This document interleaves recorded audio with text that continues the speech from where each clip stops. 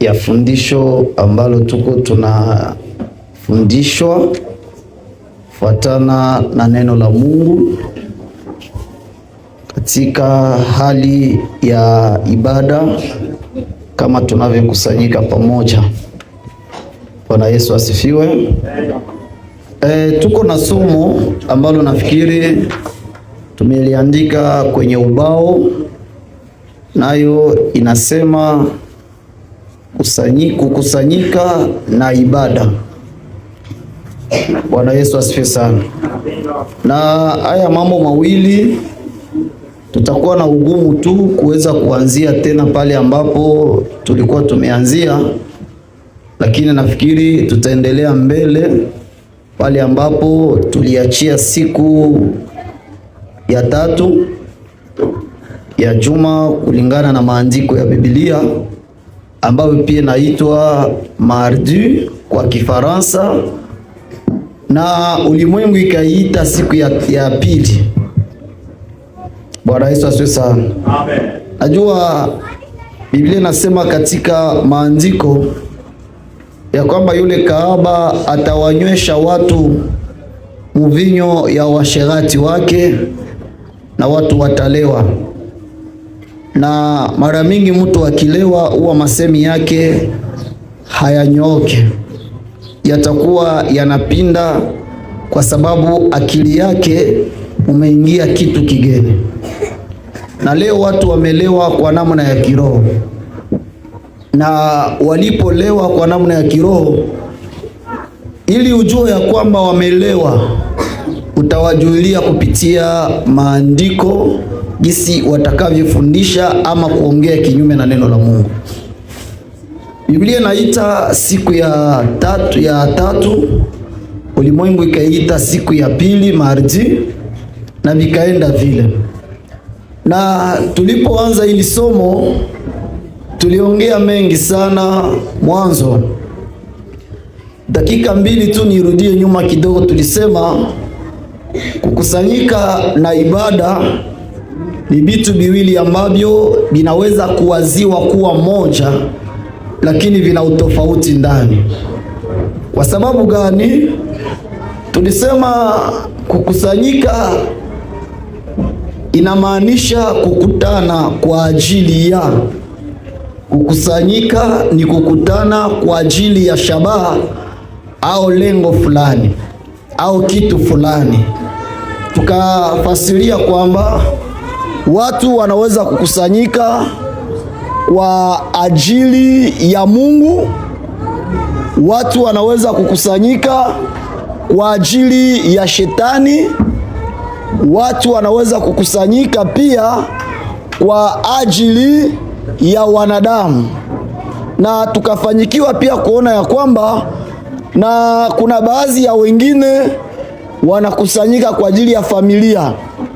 Jambo la kufuata tukasema ya kwamba kukusanyika ni tendo linalodhibitisha hali ya kiroho.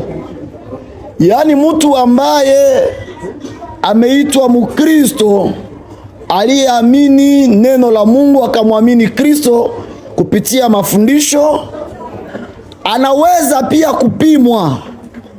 Maana yake anaweza kutambulika pia kulingana na namna ambavyo huwa anaweza kuwa anajitoa kwa habari ya kukusanyika.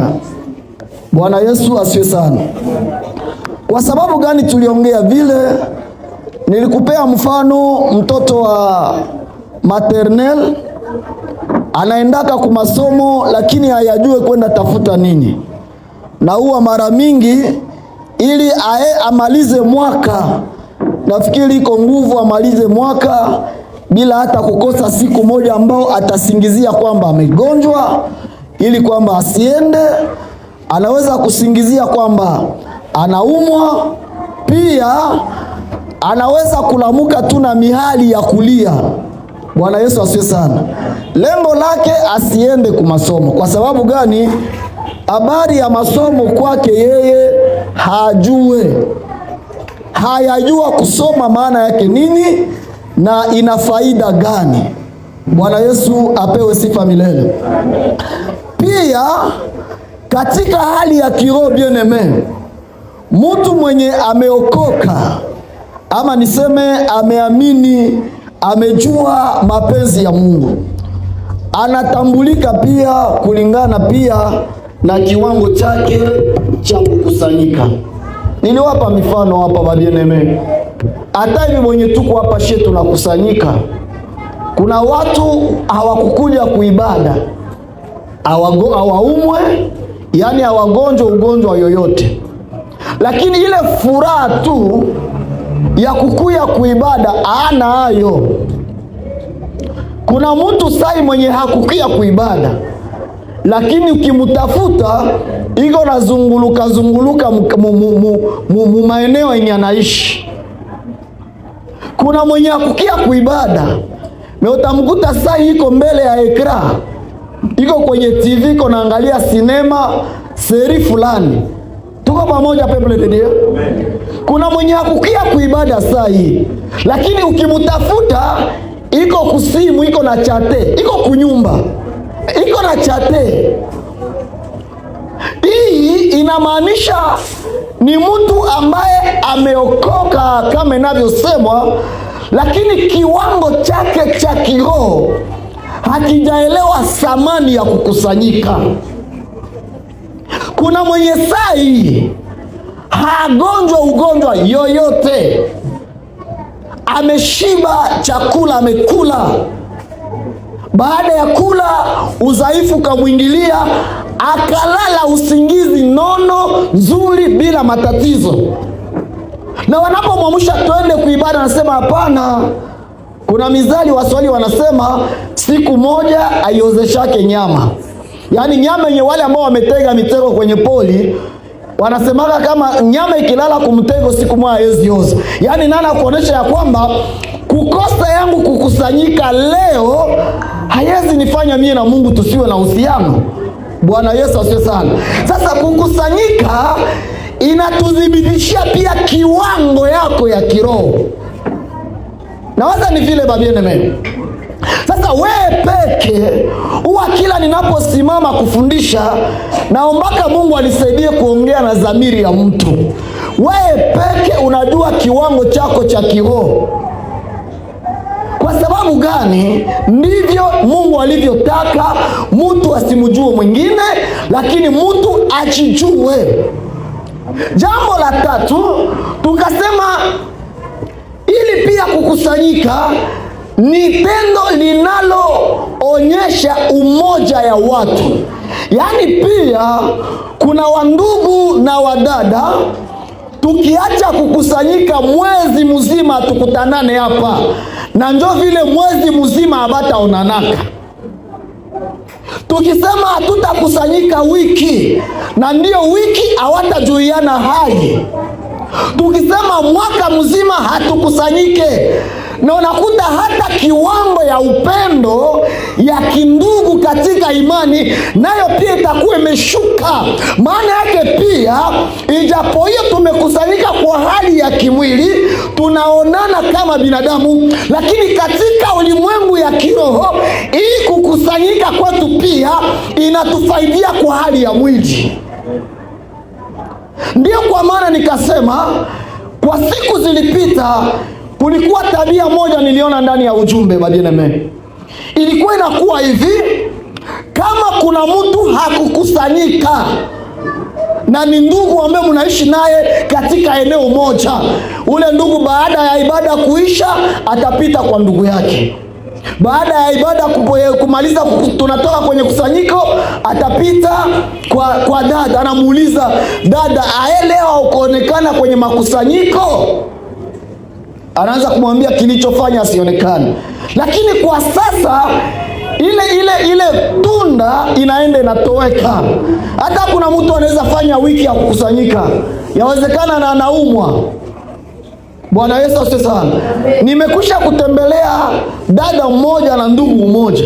Baada ya siku nyingi simuone kwenye kusanyiko, nikaenda mahali anaishi. Nikakia mkuta kumbe anakuwa na zaidi ya wiki 3 anaumwa. Hatujue. Tuko vizuri batoto ya Mungu. Kuna ndugu pia nimemwendea wakati moja hivi. Baada ya kutokumuona katika makusanyiko, naenda kumtazama maeneo anaishi, lakini amkuta kumbi ndugu aligonjwa kiwango ambaye amefikia hata hali ya kukata tamaa. Hana simu, mahali ambapo anaishi sio karibu na wandugu au dada katika imani. Sasa ile ni roho yenye pia inatupatia ni tendo linaloonyesha ile umoja wetu. Yaani ninaweza kukuambia ndugu yangu, haleluya, sitaongea kama watu wazehebu. Watu wazehebu ndio wiko na ngoya. Kuna usemi wanasemaka uamusho. Oyasikia kile usemi kwa mazehebu, wanasema tuko na chunga uamusho. Asa ukimauliza uamusho, mchungaji mwana niliongana akasema saa Mungu ataleta uamusho, watu watakwanza sema tu kwa lugha riba shakara kora sabata rererara. Yaani watu watakwasa mafumu mbalabala sawe na wazimu, ndio uamusho iko na ngoya. Lakini maandiko nasema kwenye kitabu cha Efeso 5, amuka wewe usinziae, utoke katika wafu, nuru ya Kristo ikuangazie. Yaani kanisa kama anavyosema ndugu Petro pia kwenye Waefeso mule Wathesalonike wa kwanza mule Wathesalonike wa kwanza mule 5:3 anasema sisi sio wa usiku bali sisi ni wa mchana. Haleluya. Sasa nataka tu kusema hivi, tukuwe na kale karoho ka ushirika. Kama inawezekana kwenye siku 3 za siku tunapokutanana hapa, kuna dada au kumuona na ule dada hata ni jirani yako, wende umuulize. Kama kuna ndugu hakukuya kwenye makusanyiko na ni jirani yako, wende umuulize. Hauyakosea, bali unadhibitisha tendo la upendo linalomaanisha ya kwamba kukusanyika ni tendo linalodhibitisha umoja wetu. Sababu gani? Ni yenye nilikuwa na huku nyumba, njoo ni yenye ulikuwa na huku nyumba, njoo ni yenye tulikuwa na pamoja. Sasa ili nimeliongea kwa zaidi na nikasema ya kwamba ili nitaiongelea nyuma zaidi, lakini nikataka niongee kwanza kwa habari ya kukusanyika ya ibada, ili kesho tuongee kwa ajili ya kukusanyika. Msomaji, ile kitabu ya Sefania ambayo ndio andiko la msingi 3:18 inasema nini? Twende na maandiko. Kitabu cha Sefania. Twende msomaji. 3:18 usomi kabisa. Inashuhudia na kusema katika jina tukufu la Bwana wetu Yesu Kristo. Barikiwe. Najua ile inapakwa na kauzito kufikia, sababu huwa aizoweso. Umeona kuna maandiko fulani ambao Biblia walimu wanaweza pita hapa mwaka na ile andiko aisomewe. Oyona zile maandiko Biblia ziko. Kuko zile zinaona hata msomaji iko natafuta Sefania. Haleluya. Pale sasa njoo. Twende basi kwa usomi ndugu anayepata. Nitawakusanya wanaosikitikia mkutano wa ibada. Nitawakusanya wanaosikitikia mkusanyo wa ibada, hao waliokuwa ndio wako. Simama msomaji, tanisaidia na chaki ndugu zangu. Kwenye usomi tunayoisoma inasema hivi, nitawasikitikia wanaosikitikia mkutano, wale wanaosikitikia mkusanyiko wa ibada. Yaani tukagundua ya kwamba kuko mkusanyiko na kuko ibada. Tunaenda vizuri watoto ya Mungu? Sasa pale ambapo tumeachia niliongea hivi, kanisa tuna siku ya kukusanyika, lakini hatuna siku ya ibada. Kwa sababu gani? Nilisema ibada haiko siku, lakini ibada ni hali, ibada ni maisha, ibada ni namna inayomfanya mtu kudhihirisha maisha inayotukuza jina la Mungu, inayoheshimisha Mungu. Maana yake ibada haiko siku, hakuna siku ya ibada, lakini kuna maisha ya ibada. Sasa kanisa tunapaswa ishi ibada.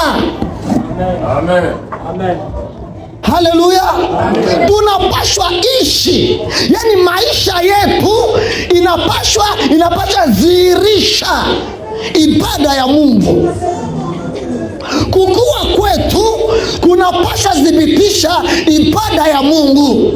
Tukiwa nyumbani tuko kwenye ibada, tukiwa sokoni tuko kwenye ibada, tukiwa kwenye shule tuko kwenye ibada, tukiwa kwenye makusanyiko ya kanisa tuko kwenye ibada, tukiwa barabarani. Yani kanisa haina siku ya ibada, lakini kanisa ina maisha ya ibada. Amen. Tofauti na dunia, tofauti na madhehebu. Tukirudia hivi, Mungu Yesu apewe sifa. Ibada haiko hivi. Ibada ni hai yenye tutarudia kwanza kwa ile andiko, kabla sijarudia nyuma kidogo, ile Warumi 12:1-2 yake kwanza, ili niseme vizuri kwa mambo 2-3. Inasema katika jina la Bwana Yesu. Usikia hii andiko? Basi ndugu zangu, na wasii kwa huruma zake Mungu, na wasii kwa huruma yake Mungu, toeni miili yenu iwe zabihu iliyo hai. Mutoe miili yenu iwe zabihu. Hii miili iwe zabihu iliyo hai. Zabihu yenye iko hai, takatifu. Tena itakuwa takatifu, ya kumpendeza Mungu. Twende. Ya kumpendeza Mungu. Ndiyo. Ibada yenu yenye maana. Bwana Yesu apewe sifa milele. Amen. Itoweni miili yenu iwe zabihu yenye iko hai, yenye iko takatifu. Ndiyo ibada yenu. Hii mwili yenye inafanyika zabihu inakuwa hai, iko takatifu. Hii mwili ndio sasa Paulo amesema ndio ibada yenye maana. Amen. Pale hawajasema kukusanyika kwetu ndiyo ibada yenye maana. Maana yake mtu anaweza kusanyika lakini haiko katika hali ya ibada. Haleluya. Mtu anaweza kuwa punctuel, yani iko modele, hakosake katika programe za kukusanyika, lakini maisha yake haimpatie Mungu sifa. Huyu hata kama anakusanyika lakini hajua ibada, hana ibada. Tuko vizuri? Acha nirudie nyuma kidogo. Baadhi ya wandugu zetu wale ambao wanaabudu Mungu kwa siku wanaitwa wa Adventist ama kusanyiko la Wasabato. Katika hali ya kuwa kwao, nielewe ndugu yangu, najua ninaposimama kuongea na kanisa nasemaka hivi: batoto ya Mungu, Biblia ndio kitabu tuliopewa ili ndani ya maandiko tufaidie kupata neema ya kujua neno ili tupate uzima wa milele. Haleluya. Lakini shida ya Ukristo ni moja, wakati watu wanaweza kuwa wanaishi kama bahari. Unajua kuna tofauti ya bahari, sawa? Ni mkifaransa ndio naweza je diferencier lac, océan na rivière. Siziko tofauti. Rivière tuko na Ruzizi, nao wanaita tu mtoni kwa Swahili. Lac tuko na Lake Kivu mfano na Lake Tanganyika. Ni ziwa. Kwa namna ingine laki kwa jinsi inakuwaka Amena. Ni ziwa yenye inachunga maji, aishukake na aipanda, iko tu pale. Sasa katika maisha ya Kikristo hatuwezi ishi kama ziwa laki. Yaani tunakuwa watu ambao katika hali yetu ya kuamini tunakuwa na kawaida ya namna ya kukua, na Mungu akitupandisha katika viwango vilivyo tofauti na kawaida, ile ambayo Mungu ataeleta haiwezi pata nafasi. Sababu gani? Kuna kuenea katika kuamini. Sasa nataka kusema hivi, kama wale wenzetu wanatafuta Mungu kwenye siku, wakasema kuabudu Mungu, usemi yao ibada ya Mungu inayokubaliwa ni ya siku ya 7. Tunawatega masikio, tunawasikiliza vizuri kabisa wanavyoongea. Lakini niongee kwa udogo tu. Kuna andiko ambao huwa wanaipenda sana, tunazoea isoma Isaya hiyo 66, kamata 23, 24 yake. Niongee mbili pale, nirudie kwenye tuko tunafikia. Inasema nini msomaji? 26. Twende vizuri. 66 23 à 24. Inashuhudia kusema katika jina tukufu la Bwana wetu Yesu Kristo. Barikiwe. Tunasema hivi. Ndio. Na itakuwa mwezi mpya, hata mwezi mpya. Kwa mujibu wa nabii Isaya anavyotabiri ili kuwapelekea taifa la Mungu ujumbe, anawaambia hivi, na itakuwa mwezi mpya, itakuwa mwezi mpya hata mwezi mpya, na sabato hata sabato, sabato hata sabato, wanadamu wote. Asimama, wanadamu wote.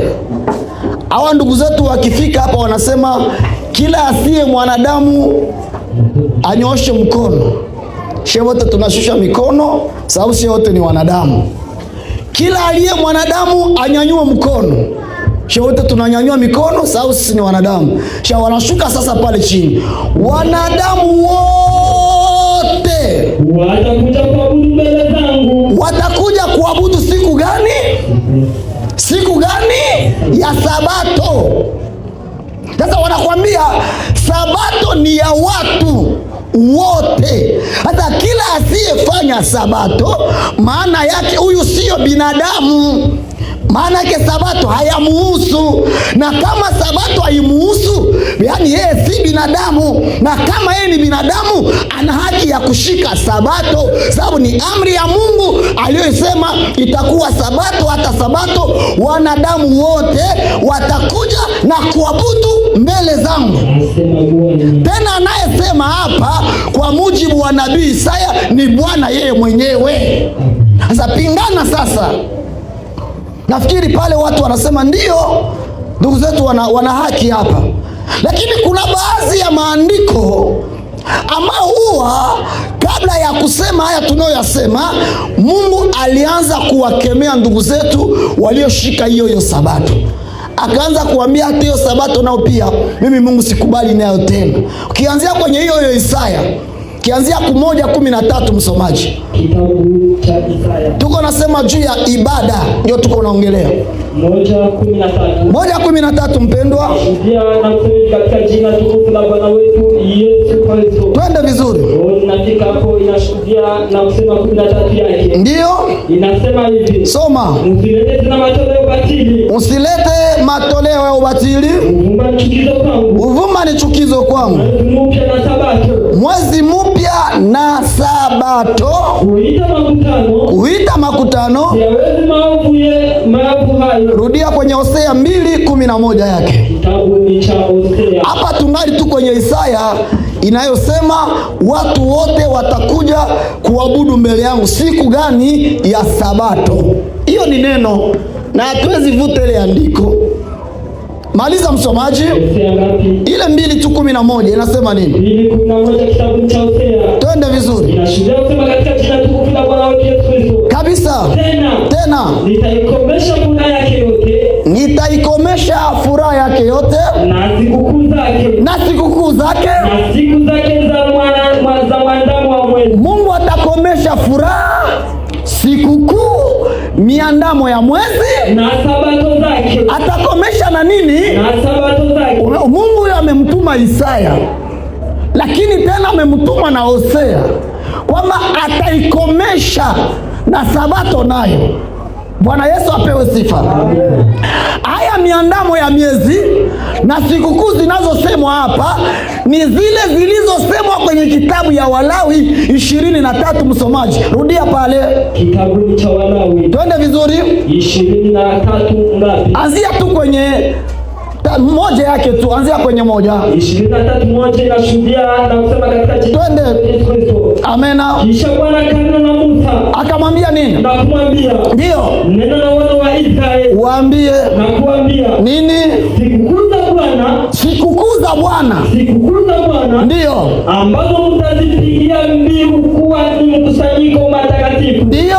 Hizi ni sikukuu zangu. Sasa twende. Mtafanya kazi siku 6. Siku 6. Lakini siku ya 7 ni sabato kusanya kabisa. Twende. Sabato ile ni ya Bwana. Kusanyiko takatifu. Kusanyiko takatifu. Msifanye kazi ya namna yoyote. Kazi msifanye. Ni sabato kwa Bwana. Sabato kwa Bwana. Katika makao yenu yote. Makao yenu yote. Ine yake. Ine. Sikukuu za Bwana ni hizi. Sikukuu za Bwana ni hizi. Ni makusanyiko matakatifu. Nayo pia ni makusanyiko matakatifu. Ambao mtapiga mbiu kwa nyakati zake. Twende. 5. Mwezi wa kwanza. Mwezi wa kwanza. Siku ya 14 ya mwezi wakati wa jioni. Wa kusoma atamalizia liandiko. Anataja miandamo ya miezi, anataja makusanyiko, anataja sabato, anataja Pentecost, anataja na kitu kinaitwa Pentecost ndiyo iko ndani kadiri jinsi inavyosemwa hapa, na Pasaka. Sasa kwenye Hosea anakiasema mimi Bwana nitaikomesha raha ya sabato, lakini kwenye kitabu cha Isaya Bwana alisema itakuwa mwezi mpya baada ya mwezi mpya na sabato baada ya sabato, wanadamu wote watakuja mbele zangu kuabudu. Maana yake katika agano alilolifanya Mungu na Israeli, siku waliopewa watu kukusanyika ilikuwa ni siku ya 7. Tuko vizuri? Lakini si kwamba ilikuwa ile siku tu. Kulikuwa na miandamo ya miezi, kulikuwa na ya nyuma ya miaka 7, kulikuwa, lakini yenye ilikuwa special, yenye ilikuwa special ilikuwa ni sabato. Tena anasema hii ni sheria. Sasa Paulo yeye alipopewa kazi ya uhubiri wa habari njema kama anavyosema kwenye Warumi 1:17, anasema vizuri kwamba sionei injili haya. Tuko vizuri babieneme? Sasa alipoanza ihubiri injili, Paulo alikuwa anajua maandiko. Kwanza alikuwa Mfarisayo, ameisomea dini, ana ujuzi katika dini lake, lakini Roho alipojifunua kwake, yale mambo aliyofundishwa katika dhehebu, siyafanikiwa kuona Paulo ameanza kuifundisha ndani ya imani ya Kristo. Haleluya! Mdhehebu ya Paulo alijua kutahiriwa, tena ya kimwili, circumcision ya mwili. Kwenye imani ya Ukristo anaanza kuyakataa. Kwenye dhehebu yake alijua sabato, lakini musikie kwenye 18:13 ya Matendo ya Mitume. Ndiyo mpendwa, 18:13. lakini wanzie kutisa yake 18:9. alisema watu watakusanyika siku ya 7, tena itakuwa ni amri iliyopewa. Paulo ameifundisha, anasema nini? 18:9 inashuhudia kusema hivi. Twende msomaji. Bwana akamwambia Paulo nini? Kwa maono usiku. Tena alimutokea kwenye maono, usiogope Paulo, bali nena wala usinyamanze. 10. Kwa kuwa mimi ni pamoja nawe, mie Bwana niko pamoja na wewe Paulo, wala hapana na mtu atakaye kushambulia. Hakuna mwatakushambulia ili kukuzuru, kwa maana mimi nina watu wengi katika mji huu. Mungu alikuwa anamtuma kwenye mission, na maeneo ile kulikuwa bale wanataka bachigamba, yaani bibi wanabii kubwa, bibitu vya madhehebu, bibi walikuwa anashindana na imani ya Kristo. Sasa wakati Paulo anataenda kule, Mungu anamwambia kwanza usiogope. Pili, niko pamoja na wewe. Tatu, mwa ile mji kuna watu nimejisazia, kuna watu nimejiwekea, watasikia Injili. Twende msomaji. 11. Ndio. Akakaa huko muda wa mwaka mmoja. Paulo akakala mwaka na nusu, mwaka moja na miezi 6. Akifundisha kati yao neno la Mungu. Alikuwa anafundisha neno la Mungu 12. Hata Galio alikuwa anafanya nini? Akifundisha. Alikuwa anafundisha neno la Mungu. Hapana desturi, mapokeo, mila wala asili ya dhehebu yake. Alikuwa ndio anafundisha neno la Mungu.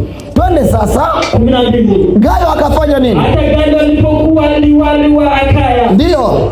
Wayahudi wakamuinukia Paulo. Wayahudi walikuwa wanashika nini msomaji? Sabato. Si ndio bashika Sabato? Bakainukia Paulo. Twende. Wayahudi wakamuinukia Paulo. Ndio. Kwa nia moja. Tena wakaungana pamoja. Wakamleta mbele ya kiti cha hukumu. Wakamleta mbele ya Gayo ambaye alikuwa liwali. Wakisema nini? Mtu huyu avuta watu ili waabudu Mungu kinyume cha sheria. Sheria ilisema baabudu siku gani? Kwenye Isaya 66:23 baabudu siku gani? Sasa Paulo anahubiri watu wamwabudu Mungu kinyume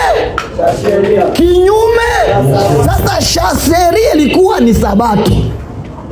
Sasa Paulo yeye anamwabudu kinyume na ile desturi iliyopewa kama njia ya kumwendea Mungu kwenye agano lile la kwanza. Kwa sababu gani Mungu amejifunua kwa jambo hili? Mungu Yesu apewe sifa. Kwanza ukimwangalia Yesu yeye peke, kwenye ile kitabu cha Yohana pale kwenye 4:19 anasema nini bwana mimi? Kitabu ni cha Isaya. Yohana. Yesu yasema Isaya ndugu yangu. Yohana 4:19. Ndio inasema 4:19. 4:19 ya Jean. Inashuhudia na kusema katika jina la Bwana wetu Yesu Kristo. Vizuri? Yule mwanamke akamwambia, nini? Bwana, naona ya kuwa ndio nabii. Wewe uko nabii. Baba zetu waliabudu katika mlima huu. Baba yetu walikuwa naabudu kumulima. Nani usema ya kwamba ndio huko Yerusalemu ni mahali patakatifu kuabudia. Simama kwanza pale. Nafikiri hili jambo pia ni jambo la kuelewa kwa zaidi watoto ya Mungu. Yesu alipohojiana na yule mama Msamaria, kulikuwa utata. Pale kulikuwa natumika vitu viwili. Na miongoni ya ile vitu viwili mulikuwa ubaguzi. Na ile ubaguzi haikuanzia pale. Chimbuko ya ile ubaguzi imeanzia kwenye kitabu cha Wafalme wa Kwanza sura yake ya 11. Amina. Lakini wanzia tu kwenye 12. Wafalme wa Kwanza 12 anzia kwenye 23. Ndio kwenye hii vita yenye Yesu alikiamua imeanzia hapa. 12:23 Wafalme wa Kwanza. Twende vizuri. Inashuhudia katika jina la Bwana Yesu. Barikiwe. Mwambie Yeroboamu mwana wa Suleimani. Ndio. Mfalme wa Yuda. Twende. Na jamaa yote ya Yuda. Na jamaa yote ya Yuda. Na Benyamini. Kulikuwa Yuda na Benjamin. Na watu waliosalia. Ndio. Ukisema. Uambie nini? Bwana anasema hivi. Bwana anasema msiende wala msipigane na ndugu zenu wala Waisraeli. Hapa unajua wakati yenye Sulemani alipofariki. Sulemani ndio make mfalme wa kwanza wa Israeli. Aliitwa Sauli. Wakati wa Sauli hakukuwa wafalme wawili mu Israeli. Mfalme alikuwa mmoja. Baada ya Sauli kufa akasimama Daudi. Daudi alikuwa mwenyewe mfalme katika Israeli. Lakini kulikuwa wafalme wa kimataifa zingine. Baada ya Daudi kufa, aliyesimama alikuwa anaitwa Sulemani.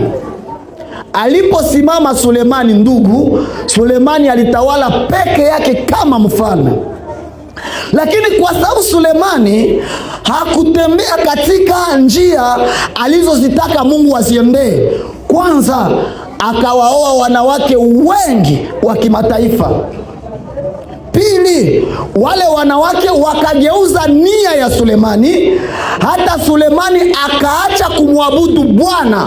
Sulemani akatengeneza ibada, akatengeneza madhabahu ya wale wakeze, wale babibi yake, miungu yao balikuyaka nayo kwao. Na sasa unakumbuka habari ya babibi ya Yakobo. Unaona kama babibi ya Yakobo kati ya Lea na Rachel kuko mwaliendana miungu ya kwao. Ndio. Eske inaeleweka vizuri? Ndio. Anaolewa lakini anaenda na miungu. Ndio maana bajene hatutachaka kubaambia kuoea inje. Utaleta miungu ya Sepake, ya Selpa, ya Methodiste, ya Témoin de Jehova, ya Roman Katolika, utaleta msijue miungu ya Waislamu, utatuletea muimani. Na ikiswata kuingia muimani, utaibeba mwako muunyumba. Amen. Tuko vizuri? Hii Mungu alikuwa na sababu. Bwana Yesu asifiwe sana. Na niongee hivi kwa kidogo tu kabla sijaenda mbali. Kuoa ndugu kuoa nje na dada kuolewa nje. Kanisa mimi naongea mwali ya kimwili. Kanisa inaweza faidia kama tuko na bakaka 100 bakioea nje, tunaweza faidia kuongeza hata badada 95. Aba wengine badada 5 balivuta babwana yabo bakabafata kule kudini yabo. Si binawezekana? Ndio. Tukikuwa na badada 100 mwa mkusanyiko banaolewa nje ya kusanyiko, tukibahatika kupata ndugu umoja mwenye kijana umoja wa nje walioa dada wa mkusanyiko na dada akamuleta mkusanyiko, tukipata umoja tunafanya fete. Ndio. Haleluya. Amen. Tukipata huyu ndugu yangu tunafanya agape ya juu yako tu, wewe ulituletea asiyasema frere, alileta babo moya nje, si amuita frere. Hata wewe ndio unataka muita frere na ushindwe kwa jina la Yesu. Inaeleweka? Kama Mungu aliruhusu dada asiolewe nje na kaka asiolewe nje, kwanza ni neno la Mungu. Pili, ilikuwa ni kwa faida ya wadada. Tatu, ilikuwa ni kwa faida ya unyumba ya wakaka. Juu benye tunaweza poteza umba mingi ni hii biumbe. Nye mnaweza tuletea wanakia tukoroga bicho humu. Ndio wataanza tupinga mja mingi. Meaba batababeba kule. Oro akienda tu kule, bahati mzuri tu aende Témoin de Jehova. Na mesha nengie ukichwa. Na plant na plake na katilo kake kumulomo.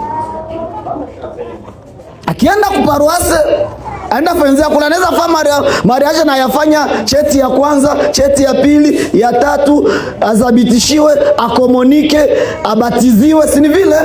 Kisha pale ndio sasa akisha komonishwa simaki anaenda kula mwili wa Bwana. Frere anaenda kula mwili wa Bwana. Katuleza kuona ndugu anaenda kula mwili wa Bwana, dada anaenda kula. Naye anaweza kuwa nakula kwa sababu tu badiri unginiuliza avi yangu singiweza kula. Meju ya bunyumba nipe tu basi. Na ingilikuwa seme kumaliza kula na ndio banatokaka. Haezi imeza, anaweza itia chini ya lulimi atende temea nje. Me muda ya mingi batabakia mule mwalolo lunyumba lwao. Iko tu oblige imeze. Sulemani ile matatizo ilimfikia. Bale babibi yake bakamugeuza roho. Sulemani akaacha Mungu, akaanza fanya ibada ya Mungu ya bale babibi yake. Sasa nini itafikia wakati Sulemani amefariki? Israeli kagabulika. Pakajitokeza sasa bwana bawili, Yeroboamu na Rehoboamu, bakatia chachu mutaifa. Hii kabila 12 ikakuwa divise par deux, bakajigawanya kwa sehemu mbili, Yuda na Benjamin, na sehemu ingine ya watu waliojichangachanga, lakini kabila zilizosikilika ilikuwa ni Yuda na Benjamin. Aba bakabakia Yerusalemu. Hapa ndio walikuwa na abudu. Lakini ile ingine kabila 10 balienda pamoja na mtu alikuwa anaitwa Rehoboamu. Unaelewa vizuri? Sasa endelea sana ile andiko, usikia hata Rehoboamu atafanya. Aba hii kabila 2 na sehemu nusu ya watu walibakia Yerusalemu, mahali ambapo palikuwa hekalu lililojengwa na Sulemani ili iwe nafasi ya kusanyiko kwao kwa kumwabudu Bwana. Sasa huyu Rehoboamu sasa, ambaye ni mmojawapo ya wafalme wawili waliofanyika nyuma ya Sulemani, matatizo sasa ni nini? Twende msomaji 24. Twende. Bwana anasema hivi. Bwana anasema musiende wala msipigane na ndugu zenu wana wa Israeli. Huyu Yeroboamu akasikia bisirani.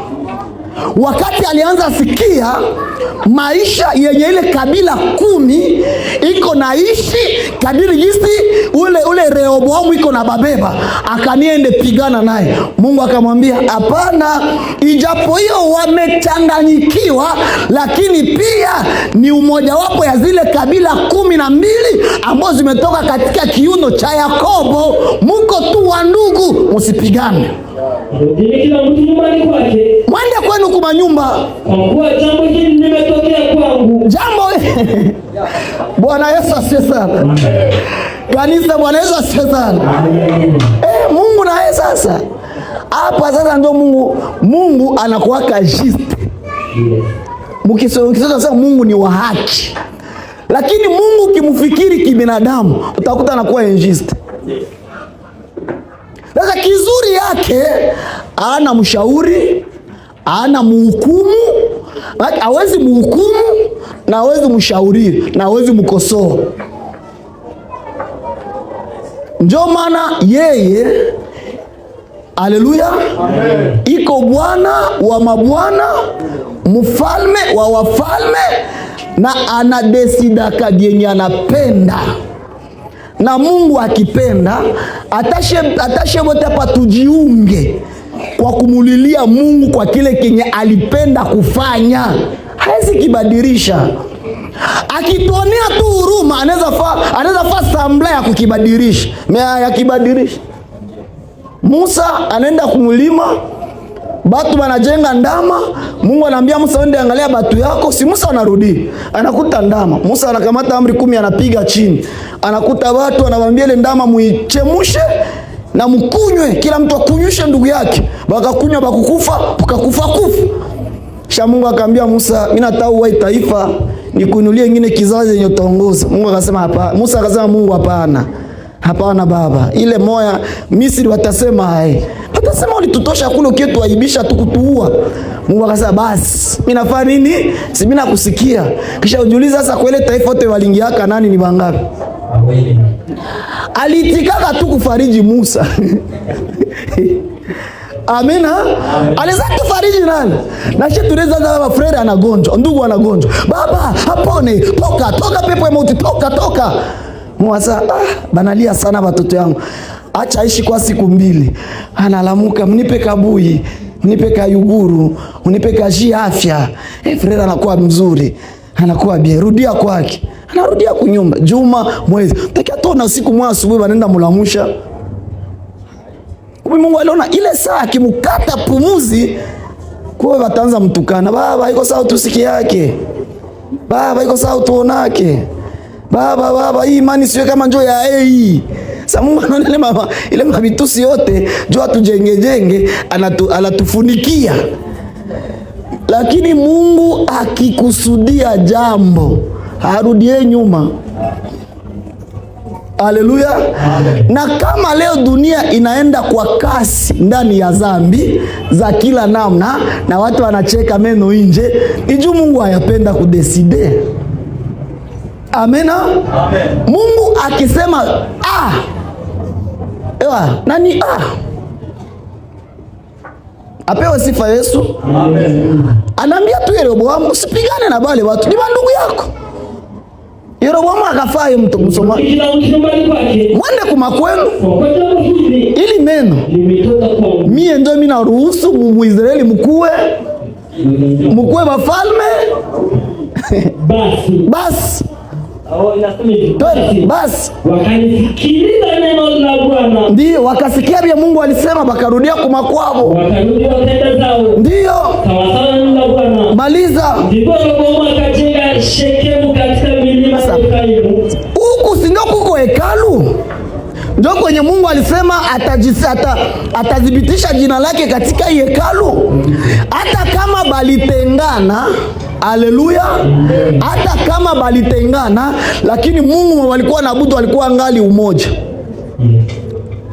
Pili, lieu de rencontre, nafasi yao ya kukusanyikia kumwabudu Mungu. Bote hii kabila 10 ilikuwa naenda Yerusalemu. Sasa siku moja Yeroboamu akapiga hesabu. Akaona hivi hapa watu wanatokako huku kwangu, banenda abudu kule Yerusalemu kwa Yeroboamu. Na biko nasikia bile Yeroboamu iko nabambiaka kule. Kwa siku hii jamaa hapa watu hii kabila 12 batakiani toka hapo. Akatumia akili. Akafanya nini sasa? Inasema hivi. Ndio. Wakarudi wakaenda zao. Ndio msomaji. Ndipo Yeroboamu akajenga Shekemu katika milima ya Efraimu. Akajenga sasa Shekemu kumulima.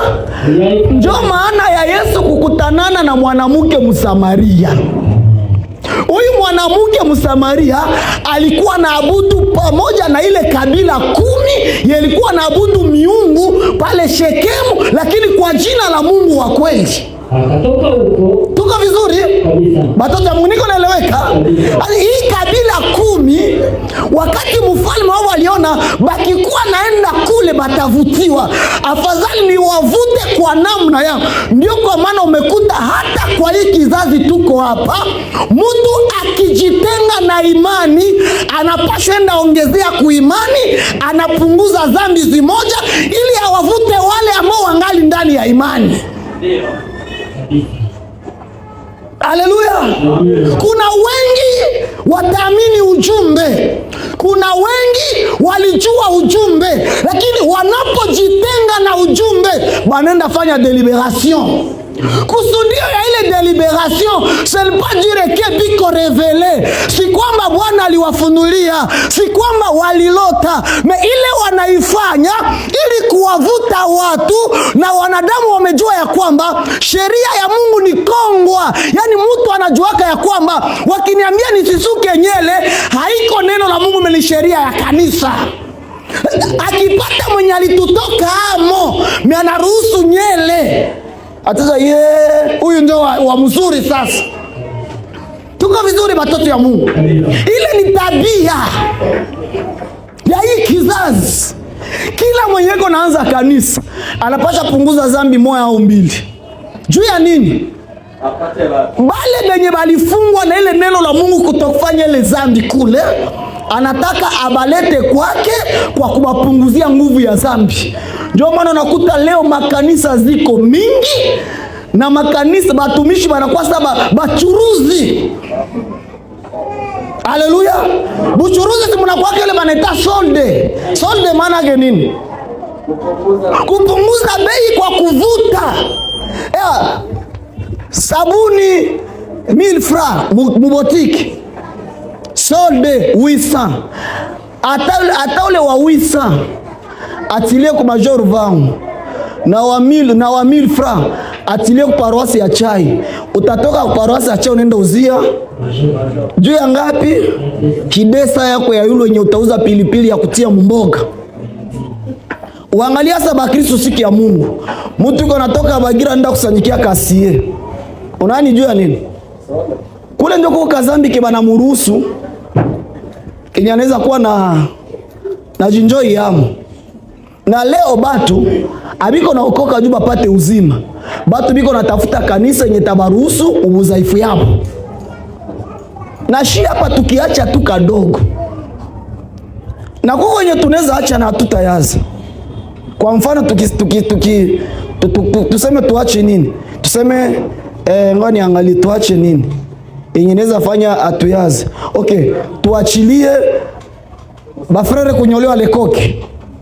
Na hatutatubapata. Lakini ya kwanza tunaweza sema tuachilie na tujaze. Turuhusu kujipamba. Hii biti bia huku binapasha enezea huku. Bia huku binaenea huku. Bwana Yesu asifiwe sana. Yeroboamu naye akafikiri akasema, nikibaacha mwabile bia Yeroboamu, hawa watu bataenda mwa ile imani ya Yeroboamu, omwe nifanye bitakuwa byangu. Akaenda kumulima Efraimu, akajenga hako Shekemu, akakala, akaenda jenga na Penueli. Yeroboamu sasa akasema moyo yake, basi ufalme ungerudia nyumba ya Daudi. Kama watu hawa wakipanda kwenda kutoka zabihu katika nyumba ya Bwana. Unasikia Bwana anasema ufalme tarudia nyumba ya Daudi. Kama hii kabila 12 batakuwa natoka huku kwangu, banenda abudu kwa Yeroboamu. Kule kwenye hii kabila ya Yuda na Benjamin iko. Tuko vizuri? Nifanye nini basi? Kama watu hao wakipanda kwenda kutoa dhabihu katika nyumba ya Bwana huko Yerusalemu. Ndio? Ndipo mioyo ya watu hawa itamrudi Bwana wao. Batakuwa tu convengisi kama banarudilia ule Mungu wao. Yaani Rehoboamu. Twende. Nao wataniua mimi. Na batanigeukia baniue. Na kumrudia Rehoboamu. Twende. Ndio. 28. Maliza. Akafanya sasa shauri yake. Akafanyiza ng'ombe wawili wa dhahabu. Ndio? Akawaambia watu, nini? Ni vigumu kwenu kupanda kwenda Yerusalemu. Unaona sasa, watu walikuwa na moyo wa kwenda Yerusalemu kuabudu, akabavunja moyo. Kule kuna kuwa mbali sana. Tazama. Simama. Unajua na shehe kusanyiko ya kwesansi isako na majina ya mingi. Amena. Nisafanyikiwa kuona baadhi ya bandugu ba mingi. Ase haizi kuwa na kusanyika kwe kuna kuwa matope. Haizi kuwa na kusanyika kwa nyuma ya vile. Afadhali aingie ya VIP ataba abudu miungu. Lakini kwe tu na hiko naona kama tala kanangala akiingia mule batu tubiko anuka perfume. Haleluya. Ile iko na maimani iko. Huyu jamaa naye akafikiri ile jambo akasema, ndabafanyizia bia mzuri. Achia tu pale msomaji wote soma yote.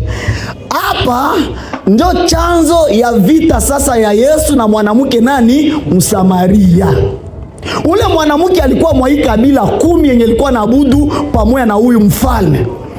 Yesu yeye alitoka wapi? Mkabila ya Yuda. Pale kwenye Yohana nasema nini? Mwanamke akamwambia Yesu, wewe ni Myahudi, yani unatoka kabila ya Yuda, na mie niko Msamaria, yeye anatoka katika sehemu nyingine.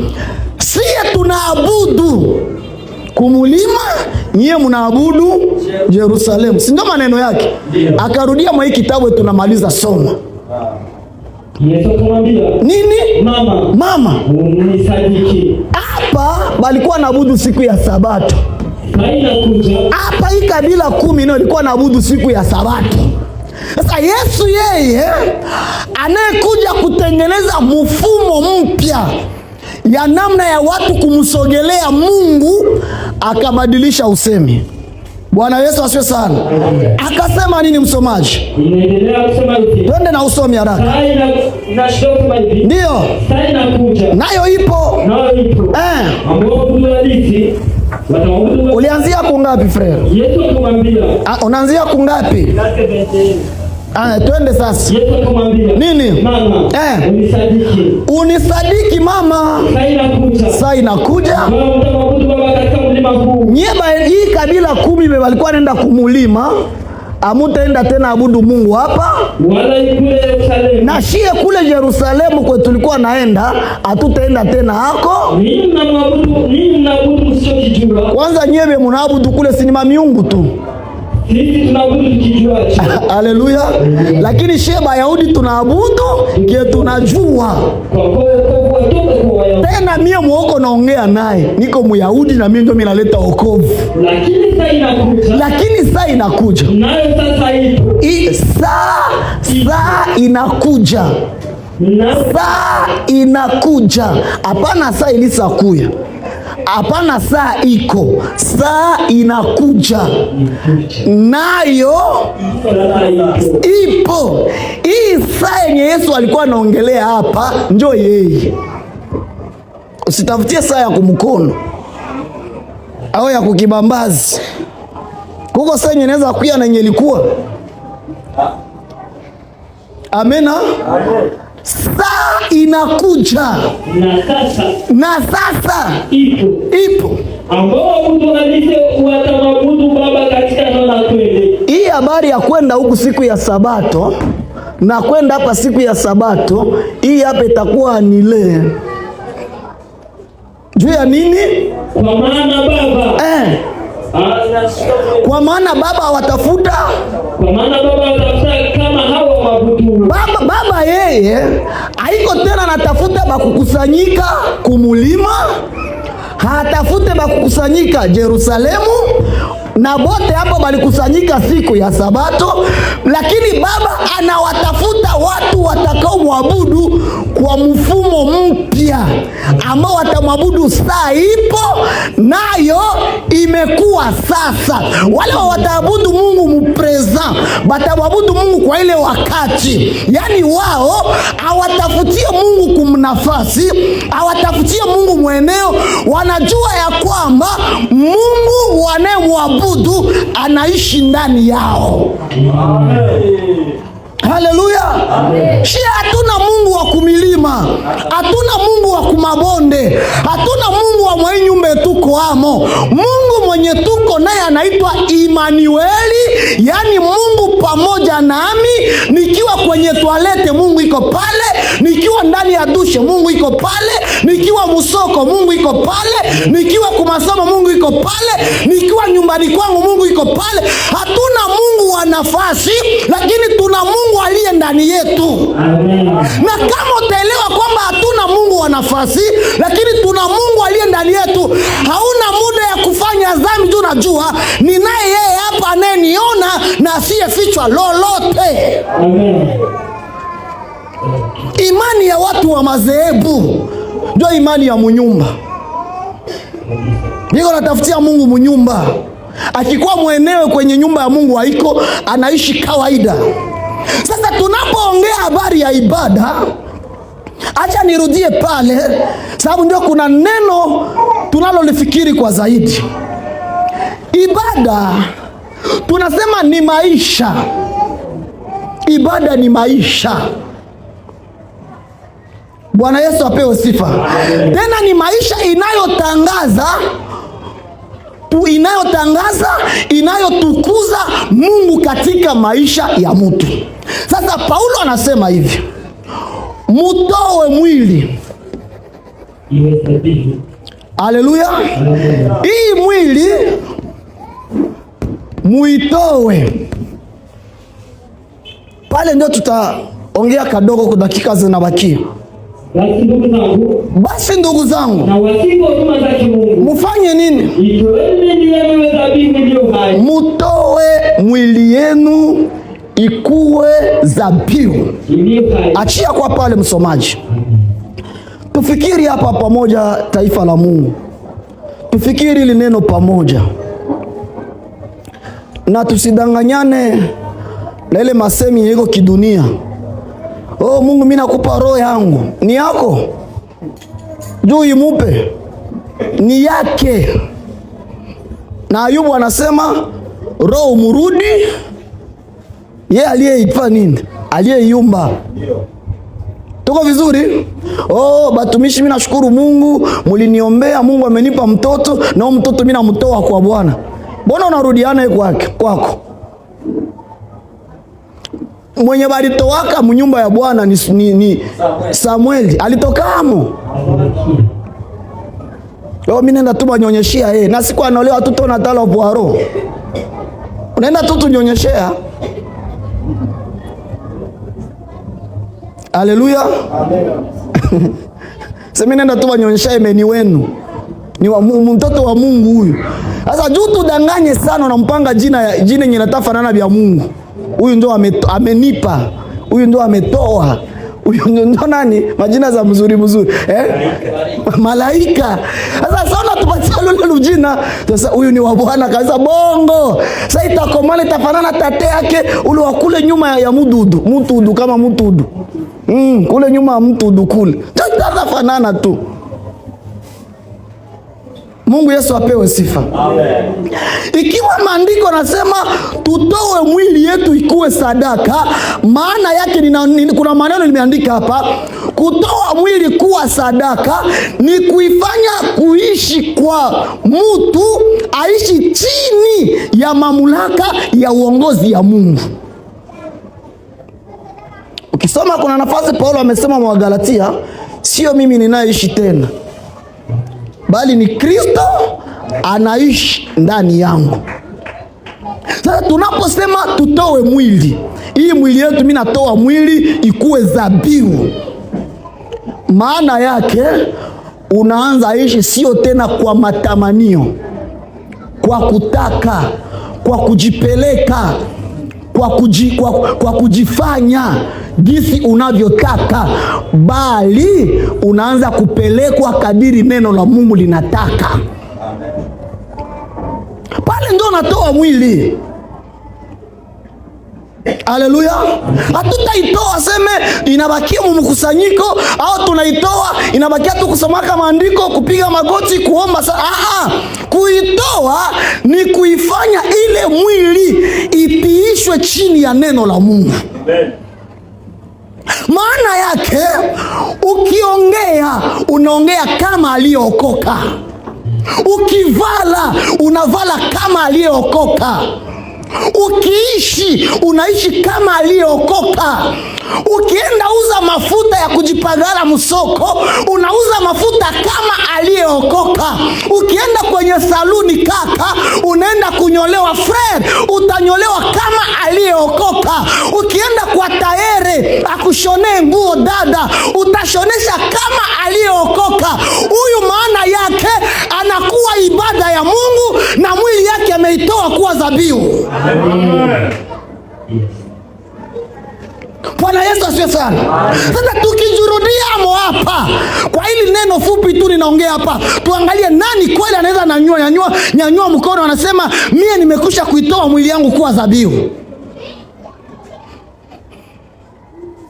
Bwana Yesu asifiwe sana. Kuna wakati mwingine niliongea hapa siku zilipita nikasema kuna wafuko batu, lakini ile tabia ninasema ikuwe kizehebu, hapana kikanisa. Unajua kuna wachungaji kizehebu, ndugu Gloire, akikuwa na waamini shalom dada, unapendeza dada, umevaa vizuri, Bwana Yesu asifiwe sana, kwa wapi sana dada, Mungu amekutoa. Akifika kwake amnyapiga humu aka kakopo kiwa fani ni hapa. Akifika kwa dada wa imani, Bwana Yesu asifiwe sana, dada nywele yako nzuri sana. Yaani ni mtu kwake abaye waka kama ameokoka. Haleluya. Amen. Lakini mimi najua pia na wengine wadada ukijifanya kuwa karibu yake sana na mzoeana, Mungu maana utafulami ya mbio.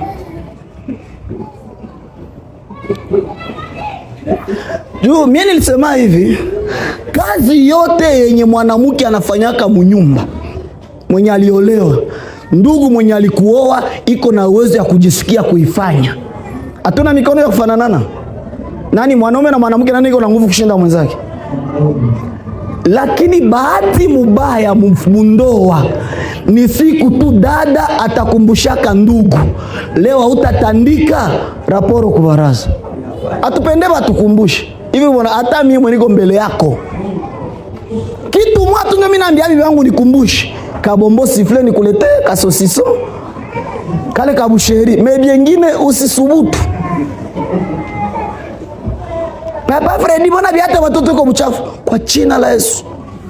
Lakini bikikuwa mchafu mimi peke ndeza bifanya nini? Yaani sisi tunapenda kufanya kwa kujisikia, hapana kutumwa.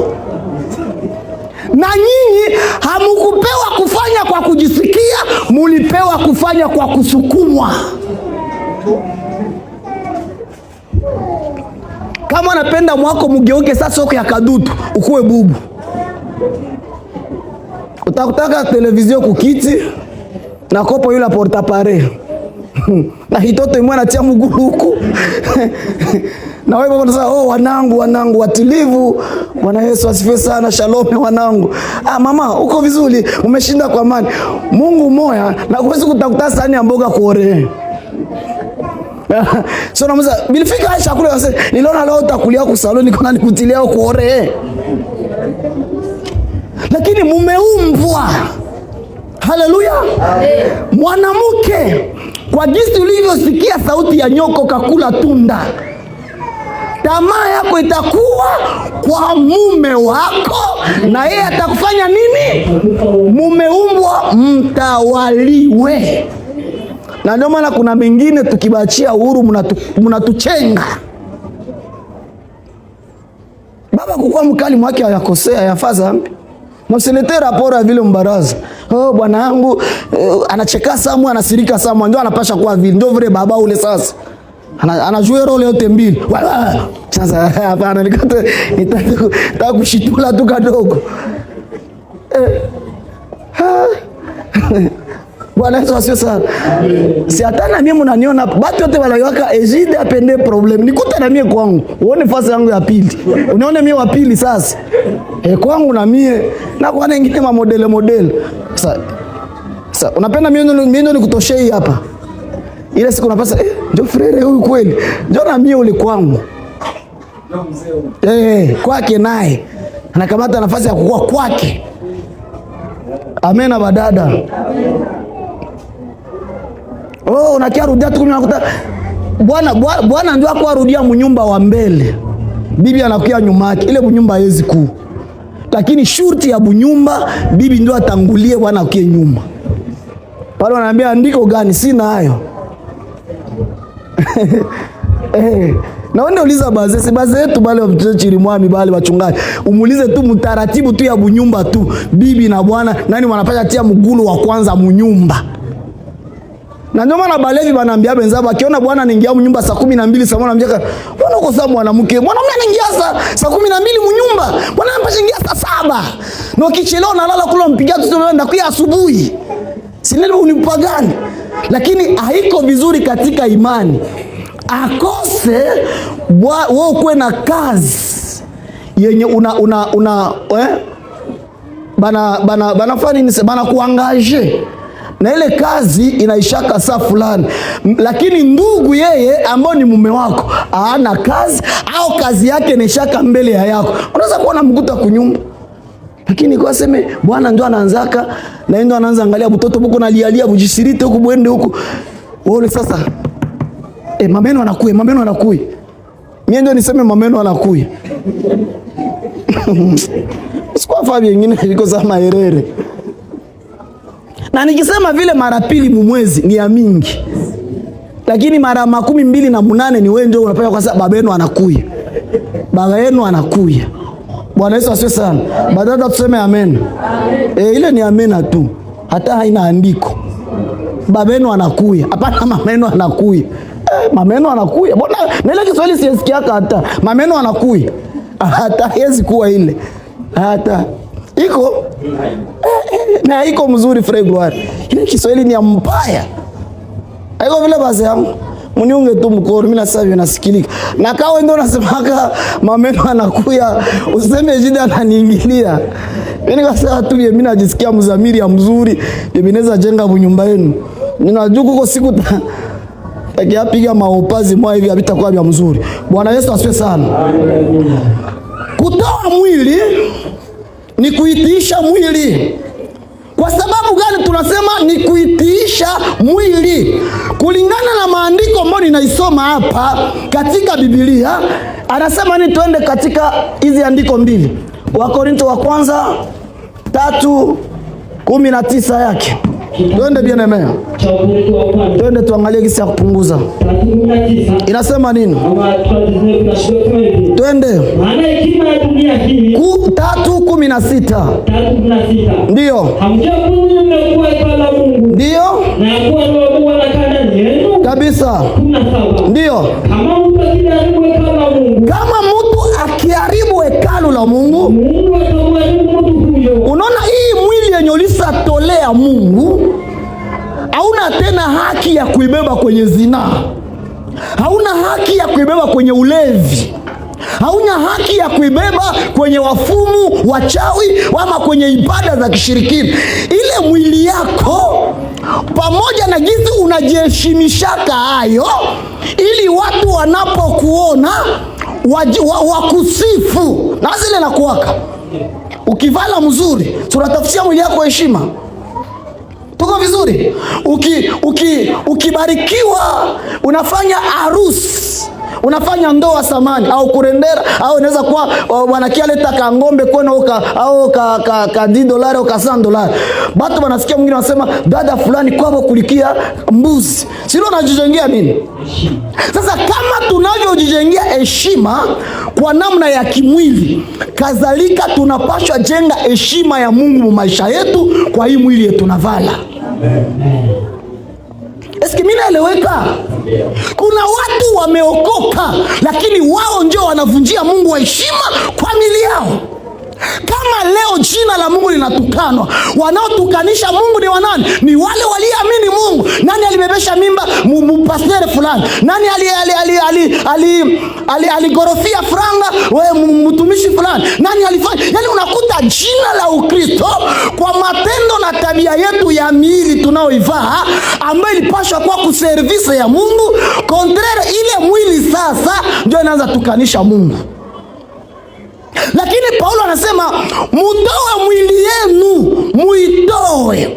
Yaani muifanye itawaliwe na neno, itembee chini ya uongozi wa neno, itii neno.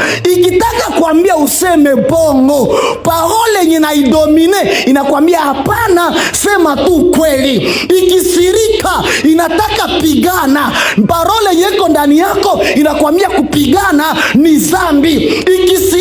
Ikijana matamaa za uzinifu inataka zini, parole yenye iko ndani yako inadomine mwili, inakwambia kuzini ni mbaya. Yaani kile kinadhibitisha ya kwamba hii mwili imetolewa kuwa dhabihu. Amen. Uangalia samili zetu tuko nazo leo, zinatubebaka bwe, zinapenda, zinatufikishaka kwenye zinajisikia, zinatuongeleshaka bwe, tunapenda bwenye napenda samani. Lakini Paulo amesema mwili inakuwa hekalu. Haleluya. Mwili inakuwa hekalu. Ile mwili yenye uko nao pale dada, hawezi ifanyisha biebiko kinyume na neno la Mungu. Maana yake hauyaitoa ile mwili kuwe dhabihu. Unajua dhabihu ni nini? Haleluya. Acha niangalie dhabihu kidogo. Msomaji, kamata kitabu ya Kutoka, tuangalie dhabihu hapa. Twende tuangalie andiko mbili tu, tupunguzie hapa kwa leo. Tuangalie kitabu ya Kutoka, kuna andiko moja pale, samani inanipita kidogo, kuna sehemu nimeiandika, unaweza kuichukua. Samani ilikuwa kwa maswali fulani ambayo ndugu alikuwa ananiuliza na tukataka kuitengeneza ili kwamba watu wapate kuelewa maana ya dhabihu. Kamata 39 ya kitabu ya Kutoka na ukamate 13 yake. Twende polepole ili tupate kupunguza kwa leo. Inasema nini? 39. Kisha unakamata 13. Nashuhudia na kusema hivi. Twende na majira. Inashuhudia na dakika zinaisha. Ndio. Na sauti ya neno. Ndio. Ilikuwa ni Zabarajazi. Twende. Na Shohamu. Na Shohamu. Na Yapsi. Yapsi. Vita hivyo vilikuwa vimetiwa katika vijanizo vya dhahabu. Ndio. Kila kimoja mahali pake. Kabisa. Na hivyo vyote. Ndio. Na hivyo vito. Na hivyo vito vilikuwa vya ndama.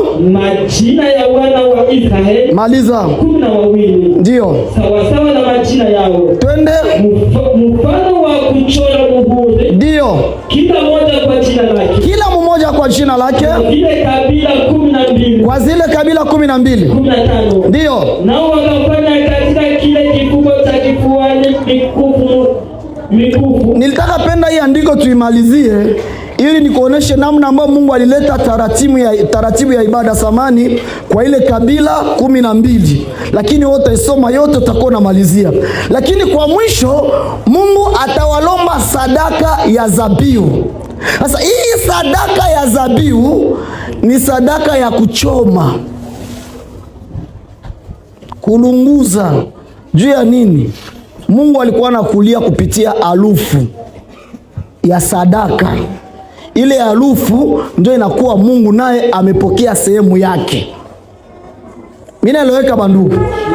Sasa tukishatoa mwili inakuwa zabihu ambayo ni sadaka ya kuteketeza.